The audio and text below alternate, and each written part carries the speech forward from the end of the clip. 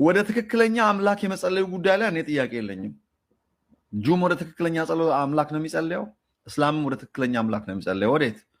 ወደ አላህ ነው የሚጸልየው። አላህ ለአንተ ትክክለኛ አምላክ ነው ወይ? አዎ ትክክለኛ አምላክ ነው። አምላኬ ነው። የጌታችን የኢየሱስ ክርስቶስ አባትና አምላክ ነው። ሲጀመር የእስላም አምላክ ሳይሆን የክርስቲያን አምላክ ነው አላህ።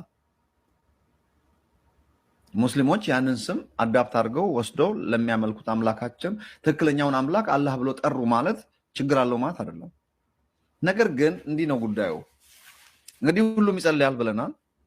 ክርስቲያኖቹ ጋርም ሲመጣ እስላም መጀመሪያው ጣዖት ነው የሚጸልዩት ይላሉ። ትክክል አይደለም። ወደ ትክክለኛ አምላክ ሰማይ ምድርን ወደ ፈጠረው አምላክ ነው የሚጸልዩት እስከማውቀው። አንድም ሙስሊም ስትጸልይ ስትሰግድ ወደ ማን ነው የምትሰግደው? ወደ ፈጣሪ ነው የምጸልየው ነው የሚለው። ትክክል ነው። ወደ ሰይጣን አይደለም፣ ወደ ጣዖት አይደለም፣ ወደ እግዚአብሔር አምላካችን ነው የሚጸልዩት።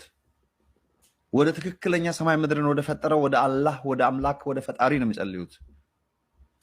ጸሎታቸው ይሰማል ወይ ነው ጥያቄው። ጆዎችም ወደ አብርሃም ይስሐቅ ያዕቆብ አምላክ ነው የሚጸልዩት። ጸሎታቸው ይሰማል ወይ ነው። እኔ አምላካቸው የሚጠሩት አምላክ ትክክለኛ አምላክ ስለመሆኑ ጥያቄ የለኝም።